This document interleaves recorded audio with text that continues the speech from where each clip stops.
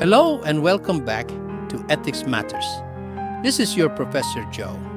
In this episode, we explore a timeless and inspiring ethical tradition, aretological ethics or virtue ethical theory.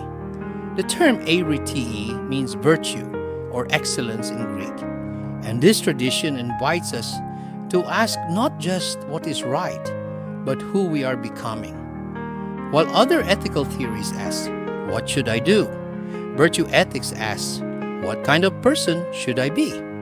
Our journey begins with Aristotle, the great philosopher of ancient Greece. In the Nicomachean Ethics, Aristotle teaches that ethics is not about rules or consequences, but about character. We become good by doing good. Just as a musician becomes skilled through practice, a person becomes just courageous or generous by repeatedly acting in those ways.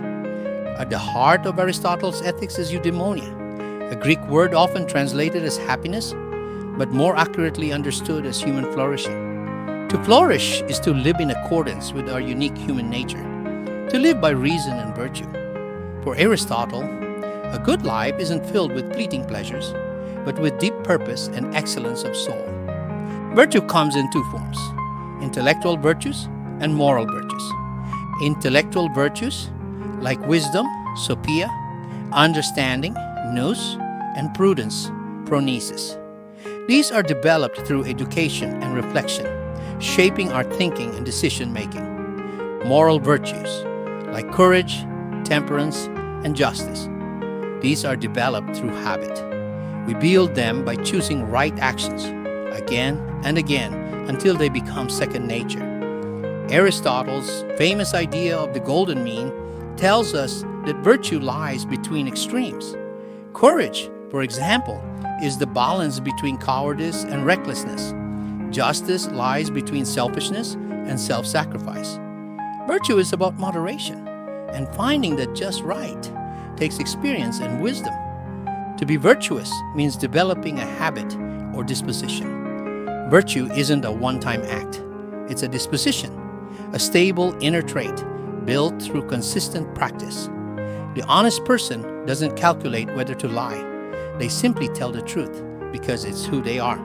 The generous person doesn't struggle to give. They give because it flows from within. Virtue becomes second nature.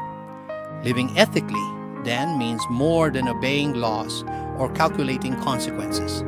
It's about forming a self, a character that naturally chooses the good. It's about becoming a whole person, wise in thought, strong in will, compassionate in action. While inspiring, virtue ethics has this criticism or challenges.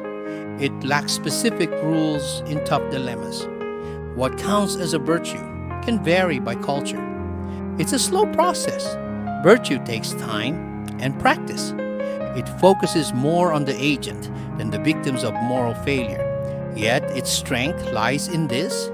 It calls us to become people who do what's right, not out of fear or calculation, but because it is who we are. What kind of person are you becoming? Virtue ethics reminds us that ethics isn't just a question of what we do. It's about who we are. Our habits shape our character. Our character shapes our life. So the ultimate question of virtue ethics is not what's the right action, but what kind of person am I becoming? Let us strive then, not just to know what is good, but to become good, to live with courage, temperance, justice, wisdom, and above all, excellence. This is the path to eudaimonia, to a life of flourishing, meaning, and moral beauty. Thank you for joining me in this journey through virtue ethics. In the next chapter, we'll explore the ethical theory of care and rights ethics and how it protects our dignity in the moral landscape.